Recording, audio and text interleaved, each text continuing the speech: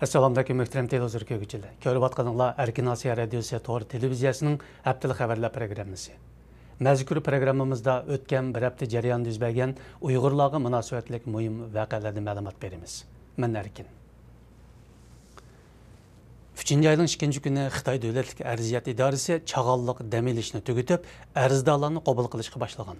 Halbuki shu kuni 500 dan ortiq Xitoy arzda to'salg'usiz kirib ketayotgan eshikdan 2 Uyg'ur arzda to'sib qilingan. 2 Uyg'ur arzda amallik xodimlarining o'zlarini Beijingdagi Xinjiang ish bajarish o'rniga yoki soqchixonalarga topshirib berish uchun harakat qilayotganligini sezib, bir amallar bilan davlatlik arziyat idorasi oldidan qochib qutulgan.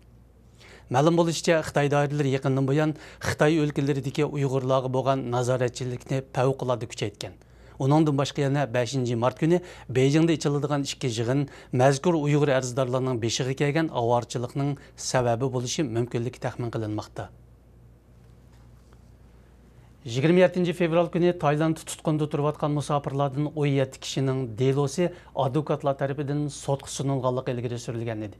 Ma'lum bo'lishicha, o'zlarining Turkiya fuqarosi ekanligini izchil ta'kidlab kelgan musofirlardan 17 kishining delosi dushanba kuni sotning qarab chiqishiga sunilgan.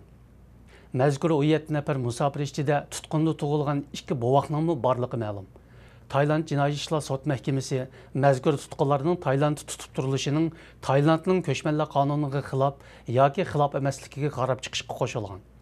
Advokatlarning radiomizga bildirishicha, bu qitimliq sotning oxirgi qarori 24-mart kuni e'lon qilindi ekan. Xitoy doiralari chiqargan tutish buyrug'ida heroin atkashtisi ekanligi ilgari surilgan Ali Mattursun radiomizning aniqlashi jarayonida heroin atkashtisi emas, balki davlat bexatarligiga tahdid yetkazish gumoni bilan tutqun qilingan Uyg'ur ekanligi ma'lum bo'ldi. Ali Mattursun Keriya qamoqxonasidan yaqinda qochib ketgan. Oldingi shanba kuni Xotanning 4 nafar soqchisi uni Qinxay o'lkasining Shining shahrida tutib qaytmoqchi bo'lib, Golmut shahridagi bir mehmonxonaga olib kelgan. Ammo u yakshanba kuni 4 nafar soqchining soqchilik kinishkalarini ham 2 tapanchisini 19 poy o'q bilan qo'shib olib qochgan. Halbuki uning shu kuni kechqurun, ya'ni 15 soatdan keyin soqchilarning qattiq qo'rshovida asirga tushganligi ma'lum bo'ldi. Ali Mattursun ilgari bir mahal Shanxayda oshxona ichib egilik tiklagan. Keyincha yurt Keriyaga ko'pligan xayr-saxovat ishlarini qilgan. Shuningdan keyin Xitoy doiralari uning payiga tushgan ekan.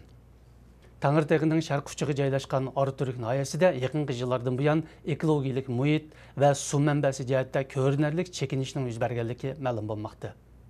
Halbuki Arturk noyasi yerim dehqonchilik bilan yerim chorvachilikni asos qilgan bir chegara rayon. Halbuki yaqinqi yillardan buyon g'arbni ichish shuari ostida mazkur noyaning boylik manbalari shiddat bilan qazilgan. Shuning bilan noyaning aslidagi tabiiy muhitida chekinish yuz berib, eng oldi bilan suv manbasida ozish ko'rilgan. Ma'lum bo'lishicha, noya rahbarligi dehqonlarni katmandan, chorvachilarni qamchidan qutuldirish degan chaqiriq bilan yerli xalqni ilgariki an'anaviy egilik usulidan voz kechirib, konchilik rayonlaridagi yangi avlod ishchilarga aylantirishni planlamoqda ekan. O'tgan oyda Bay noyasida yuz bergan va 17 kishining o'limiga sabab bo'lgan yoqiriq voqeasining Xitoy soqchilarining uy tekshirishi davomida yuz berganligi oshkorlandi.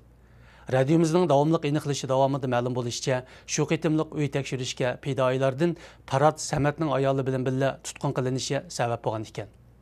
Ma'lum bo'lishicha, Farad Samatning ayolining kiyinishidagi diniy tus kanit sekretarining gumonini qo'zg'agan. Bu ahvol yezi sekretariga ma'lum qilingandan keyin soqchi sekretarining buyrug'i bo'yicha yezi soqchilari uy tekshirishga boshlagan. Natijada fidoyilarning bu qitimga qarshilik ko'rsatish harakati yuz bergan. Muhtaram televizor ko'ruvchilar, yuqorida Erkin Asiya radiosi to'g'ri televiziyasining haftalik xabarlar programmasini ko'rdinglar. Kelar hafta ko'rishgacha omon bo'linglar. Xayr xo'sh.